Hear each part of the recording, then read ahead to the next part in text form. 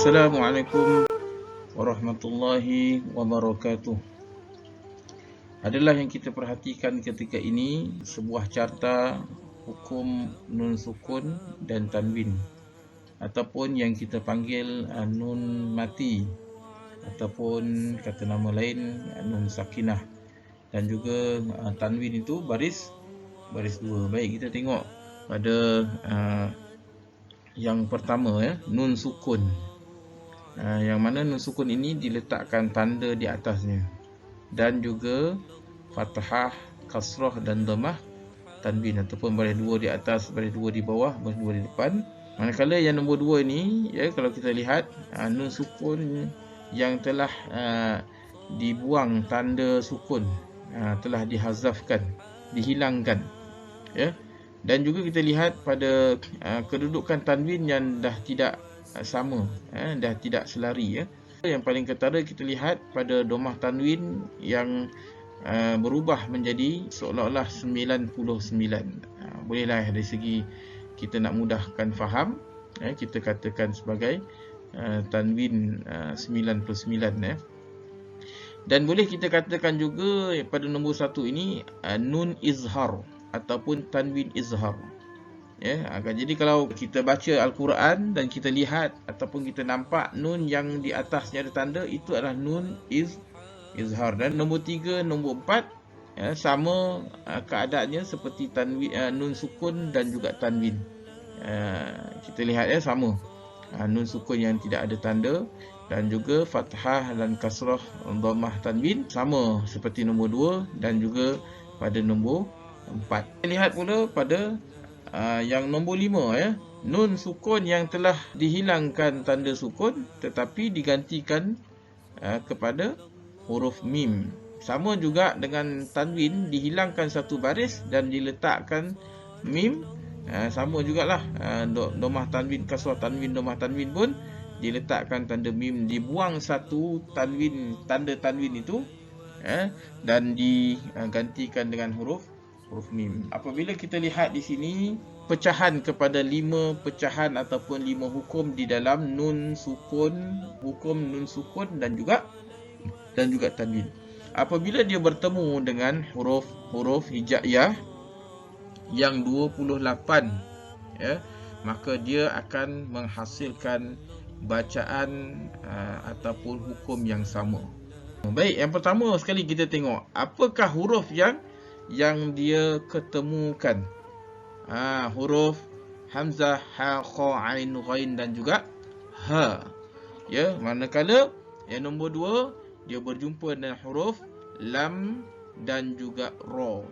Jadi keseluruhannya adalah 8 huruf yang dibaca tanpa dengung. Cuma kita kena tahulah dia tanpa dengung sebab apa. Yang nombor 1 ni disebabkan izhar, yang nombor 2 ni disebabkan idgham. Jadi dinamakan di dalam hukum ini adalah izhar halqi dan juga idgham bila gunnah. Sebagai contoh ayat di dalam Al-Quran yang mana hukum izhar dan juga hukum idgham, dan idgham bila gunnah. A'udzu billahi minasyaitonir rajim. Man asdaqa. Dia tak boleh lama lah, tak boleh.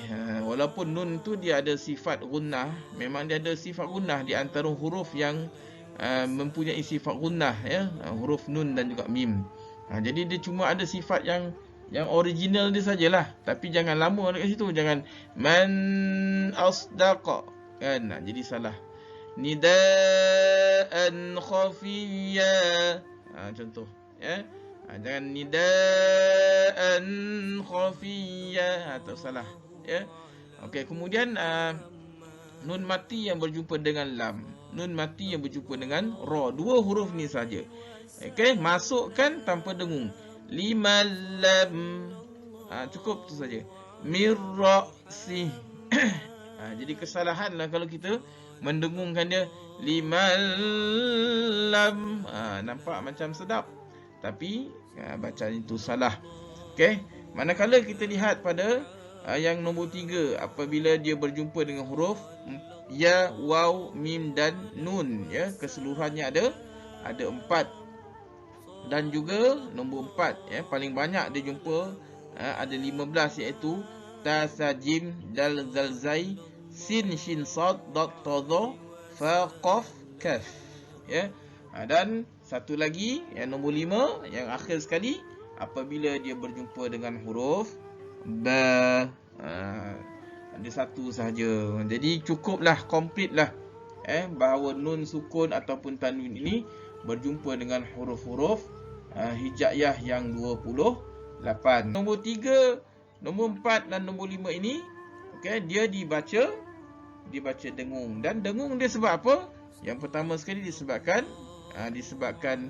idgham. Yang atas ni idgham juga, tapi idgham bila gunnah. Tetapi yang nombor 3 ni adalah idgham ma'al gunnah, memasukkan serta dengung. Dan juga yang keempat ni ikhfa hakiki, ya, menyembunyikan nun sukun ini ataupun tanwin ini kepada huruf ikhfa hakiki yang 15. Dan akhir sekali adalah iqlab, ya, yang mana dari segi istilah ilmu tajwid ini menukar, dia menukar lafaz nun sukun ataupun tanwin, lalu diikhfakan ataupun disembunyikan di sisi huruf ba. Sebab tu kaedah untuk kita membaca, kita merenggangkan sedikit bibir kita seperti sehelai kertas. Namun perkara ni ada juga pendapat ulama mengatakan hanya menukar kepada huruf mim sahaja, maknanya boleh dirapatkan bibir. Namun contoh. A'udzu billahi minasyaitonir rajim.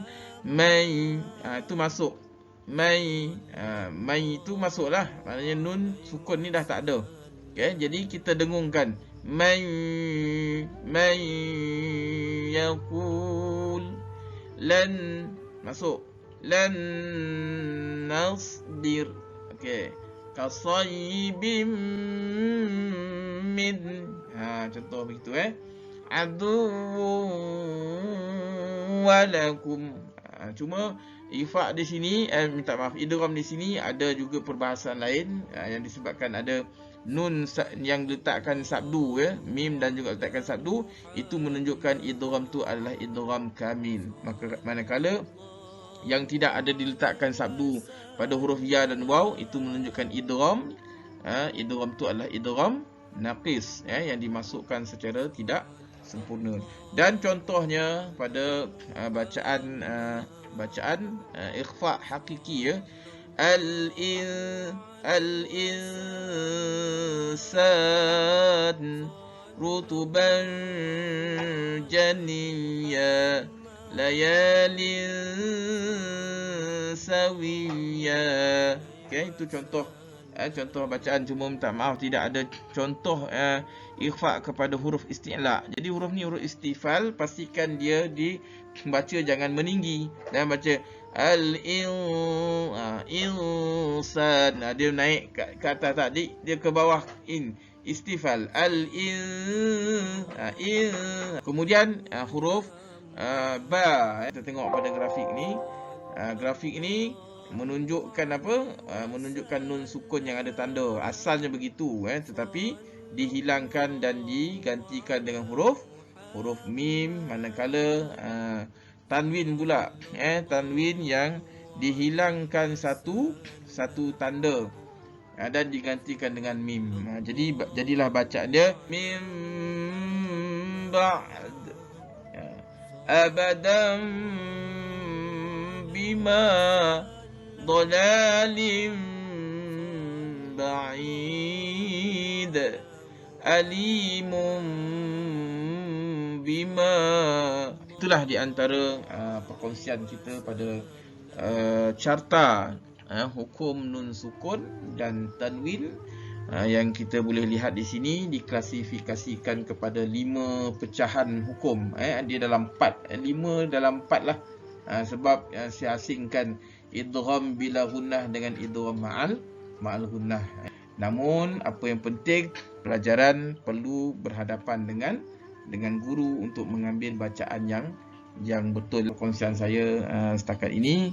Mudah-mudahan bermanfaat untuk kita semua. Aqulu qauli hadza wa astaghfirullahal azim li wa lakum. Wassalamualaikum warahmatullahi wabarakatuh.